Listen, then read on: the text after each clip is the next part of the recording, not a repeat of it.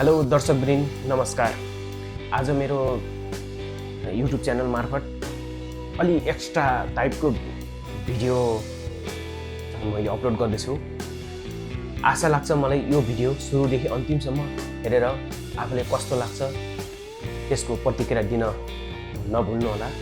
आजको भिडियो चाहिँ हामी कोरियामा बसोबास गर्दै गर्दा हामीले भोगेको समस्याहरू यथावत सबै कुराहरूको बारेमा समावेश गर्नेछौँ र नयाँ आउनेहरूलाई पनि र हामी यहाँ कोरियामा काम गरिरहेको हामी नेपालीहरूलाई पनि हामी कसरी आफ्नो टाइमलाई, आफ्नो फुडहरू, खानाहरू अनि आफ्नो हेल्थलाई कसरी म्यानेज गर्न सक्छौँ भन्ने एउटा शिक्षा जस्तो हामी चाहिँ यसरी गर्नुपर्छ भन्ने एउटा नलेजेबल जानकारीमूलक भिडियो हामी बनाउँदैछौँ। सो आज चाहिँ म चाहिँ कोरिया आएको 6-7 वर्ष भइसक्यो। दाइ चाहिँ लगभग 3 वर्ष 4 वर्ष भइसक्यो। तर दाइ भन्दा म पहिला आएको कारणले गर्दा दाइले चाहिँ तपाईँ कोरियामा के समस्या भोग्नुभयो र कोरियामा खासमा कति कमाइ हुन्छ र यति कमाउने युवाहरू किन नराम्रा समाचारहरू बाहिर सोसल मिडियामा भाइरल भइरहेछन् त्यो विषयमा जानकारी हामी दिन गइरहेका छौँ। ओके दाइ। हजुर नमस्ते मेरो पनि। आज यो कुन भाइको च्यानलमा हेरिरहेको केही रमाइलो भिडियो मलाई मन पर्थ्यो। आज चाहिँ कुन भाइको च्यानल भन्दा पनि मैले कुन भाइलाई केही कोरियाको बताइदिनु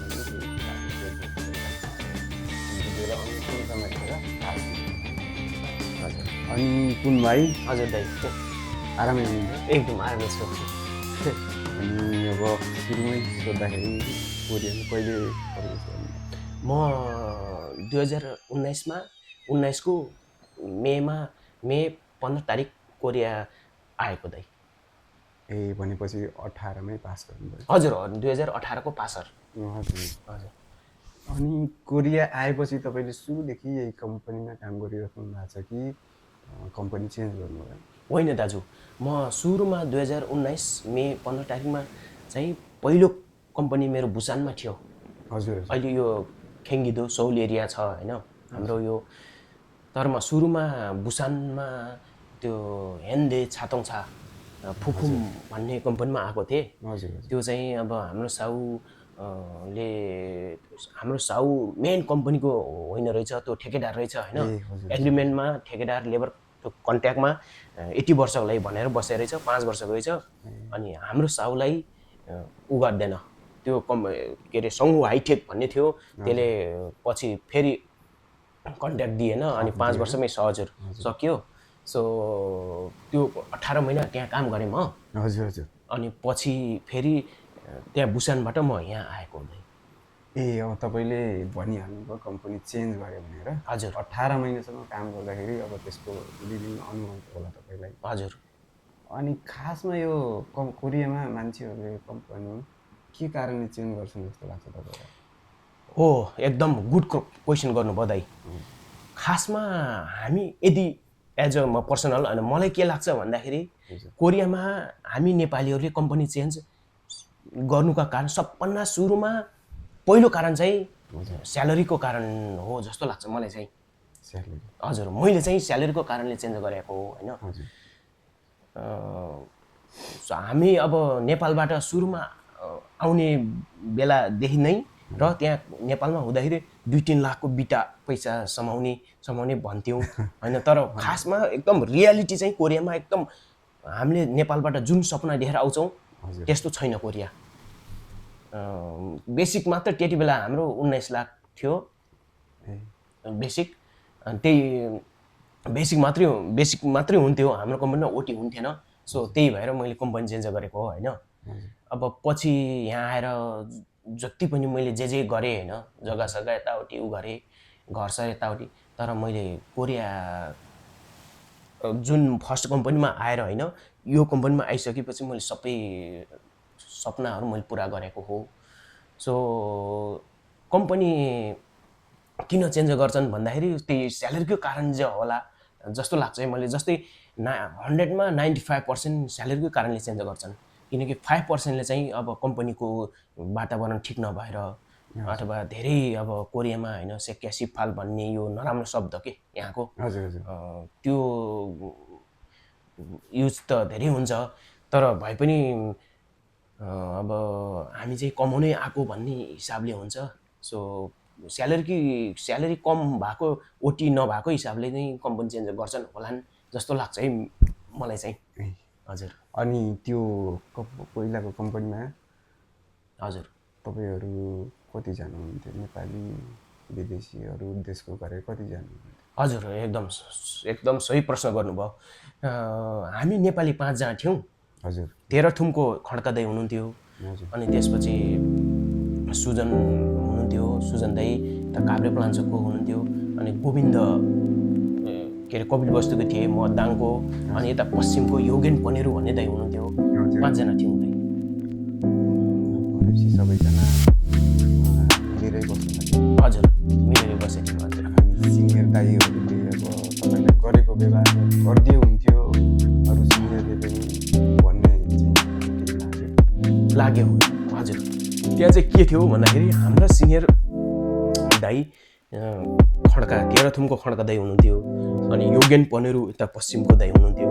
उहाँहरूले चाहिँ कस्तो थियो भन्दाखेरि साउको एकदमै नजिक भइदिएर अनि ओटी चाहिँ उहाँहरूले मात्रै गर्ने कि त्यो चाहिँ मैले एकदम भोगेको हो। अनि हामी सुरुमा आएको भाषा पनि जानिँदैन होइन, भाषा नजान्ने, अनि उहाँहरूले चाहिँ यिनीहरूले काम जान्दैन भन्ने त्यस्तो एकदम के हजुर ओटीहरू आफूले साउले कुरा मिलाएर त्यो थियो। हजुर। अनि अब कोरियामा स्यालेरी र अब अरू के कारण वातावरण काम सजिलै भए पनि वातावरण तपाईँको बिहानै ड्युटी गयो भने बिहानै नराम्रो शब्द साउको किचकिच टचर, अब कोरियामा छानछोरी भन्छ होइन, छानछोरी एकदमै हुने वातावरण। म चाहिँ स्यालेरी पछाडि वातावरणको कारणले कम्पनी चेन्ज गर्नुहुन्छ हाम्रा नेपाली दाजुभाइ तथा दिदीबहिनीहरू भन्छु मैले चाहिँ। अनि यो दक्षिण कोरियामा अब जस्तो सुकै भए पनि 1.5-2 लाखसम्म मान्छेहरू नर्मली कमाउँछन् एकदम। अनि बेला बेलामा अलिक दुःखद घटनाहरू घट्ने गर्छन्, आत्महत्या गर्ने, डिप्रेसनमा गए भन्ने, त्यो चाहिँ के कारणले हुन्छ होला जस्तो लाग्छ तपाईँलाई? एकदम गुड क्वेसन गर्नुभयो। यो हामी नेपालीहरूले 15वटा देश मध्येमा सबभन्दा यस्ता दुःखद घटनाहरू हाम्रो नेपालबाट आउने हामी इपिएस वर्करहरूको धेरै समाचार सुनिन्छ होइन, धेरै न्युज। यहाँ कोरियाका एमबिसी न्युजहरूले एकदम हाइलाइट पनि गरिरहेको हुन्छ। यो चाहिँ हामीले जस्तै अरूको कम्पनीका साथीहरूले मैले चाहिँ महिनाको 30 लाख कमाएँ, 40 लाख कमाएँ अनि भनेर स्यालेरी स्लिप पठाउने, अनि टिकटकहरूमा सामाजिक सञ्जालमा मैले चाहिँ यति पठाएँ अथवा यति प्राप्त गरेँ भन्ने भनेर उनीहरूले सामाजिक सञ्जालमा देखाउँछन्। किनकि त्यो उनीहरूको गल्ती पनि होइन, उनीहरूले आफ्नो खुसी भएर देखाए। तर त्यो देखेर हो फल्नाले यति कमायो तर मैले कमाउन सकेन, म पनि त्यस्तै गर्नुपर्छ, त्यत्तिकै कमाउनु पर्छ भनेर आफ्नो हुदाखादाको कम्पनीलाई छोडेर त्यो चक्करमा लाग्दाखेरि अनि त्यस्ता कम्पनी पाइँदैन।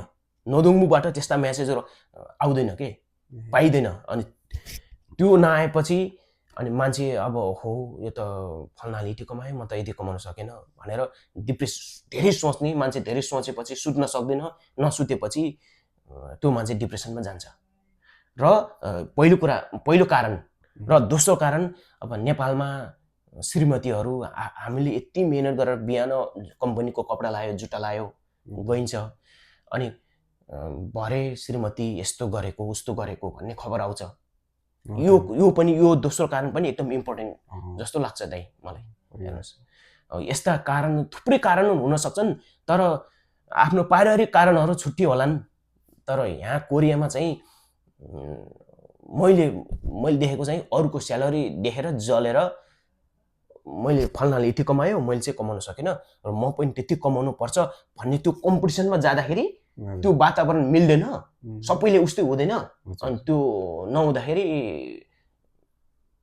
त्यसरी पनि दुःखद घटनाहरू घटेको जस्तो लाग्छ दाइ मलाई चाहिँ। हो त नि, अब चाहिँ त्यस्तो घटनाहरू नघटुन्। हजुर। अनि हाम्रो अब कोरिया सपनाको देश भनेर चिनिन्छ होइन? एकदम सपनाको देश। अनि धेरै साथीहरू भाइ बहिनीहरूले कोरियन भाषा तयारी गरिराख्नु भएको छ। कति पास भएर बस्नु भएको छ, आन्दोलन पनि गरे भन्ने सुनिन्छ। त्यो आन्दोलन त अलि यो कोरियामा अलि रुचाउँदैन अब जस्तो लाग्छ। रुचाउँदैन कोरियनहरूले। हाम्रो नेपाल न्युजहरू गयो कोरिया आउनको लागि तिम्रो त आत्महत्या मृत्यु नै भयो अरे आन्दोलन गर्दाखेरि भन्दाखेरि अलिकति नराम्रो इम्प्याक्ट पर्छ होइन? एकदम। त्यही हुनाले अब उहाँहरूलाई चाहिँ तपाईँ के भन्न चाहनुहुन्छ नयाँ आउने साथीहरूलाई? एकदम गुड क्वेसन दाइ। नयाँ आउने साथीहरूले म के भन्न चाहन्छु भने हामीले नेपालबाट जुन सपना, जुन हामीलाई त्यहाँ नेपालमा कोचिङ गराउने पढाउने टिचरहरूले जे भन्नुहुन्छ, जस्तै मलाई चाहिँ के भन्नुहुन्थ्यो भन्दाखेरि तिमीहरू कोरिया गएर 3 लाखको पैसाको बिटा समाउने केटाहरू जब अलिअलि पैसा दिएर अलिअलि यहाँ उमा सेन्टरमा के अरे 200 को इक्जाम गर्न देखेर डराएर हुन्छ, तिमीहरू त अनि लाखौँको बिटा समाउने मान्छे हो भनेर उता त्यस्तो कोचिङ हुन्छ के होइन? कोरिया गएपछि त 3 लाख 2.5 लाख 3 लाख सजिलै कमाइन्छ, यति यस्तो हुन्छ भनेर उता जुन सपना बाँडिन्छ। मैले नयाँ आउनेहरूलाई के भन्छु भनेपछि तर कोरिया यथार्थमा त्यस्तो छैन, एकदम फरक छ के होइन? यहाँ कोरियामा 2 लाख 3 लाख 2.5 लाख कमाइन्छ, तर एकदमै गाह्रो, एकदमै धेरै कुरा सुन्न पर्छ, धेरै गाली खानु पर्छ। जस पहिलो कुरा त हामीले अब उमेरै अर्काको देशमा सक्छौँ होइन, बिटा उ गरिन्छ। जस्तै अब म हुनुहुन्छ भने जस्तै मैले इक्जाम्पल म आफैले इक्जाम्पल लिन्छु दाइ होइन? अब बिए गर्न पहिला बिए गर्नुभन्दा पहिला त अब होइन गर्लफ्रेन्ड बोयफ्रेन्ड भइन्थ्यो, अब त्यसले के भन्ने होइन? तर बिए गरिसकेपछि जस्तै म कोरिया आएँ, तर जुन मैले श्रीमतीसँग समय बिताउन अझै पाएको छैन कि। बिए भएको मैले 2-3-4 साल कति भइसक्यो होइन, तर जुन आफ्नो परिवारको माया ममता सँगै बसेर बिहान बेलुका अनि त्यो उ गर्न पाएन होइन? त्यस्तो उ हुन्छ। त्यस्तो तपाईँले गरे क्वेसनमा नयाँ आउन चाहने साथीहरूलाई दाइ भाइहरूलाई म चाहिँ के भन्न चाहन्छु भने हामीले नेपालबाट जुन सपना देखिन्छ त्यस्तो चाहिँ एकदम फरक छ। त्यो जे सोच्नुहुन्छ त्यो नसोच्नु होला। कोरिया एकदम बिल्कुलै फरक छ। यहाँ चाहिँ बिहान बेलुका कोरियनसँग अथवा विदेशीहरूसँगै भए पनि अब भाषा मिल्दैन के हुन्न, यहाँ सुरुमा आउनेलाई योले भन्दा अर्को ल्याइन्छ, सो गाली खाइन्छ, सहन सक्ने एकदम स्ट्रङ माइन्डसेट। हजुर, एकदम तपाईँको भौतिक रूपमा पनि गर्न सक्छु, आई क्यान डु द्याट, र मानसिक रूपमा पनि आई क्यान डु द्याट भनेर आउनु होला।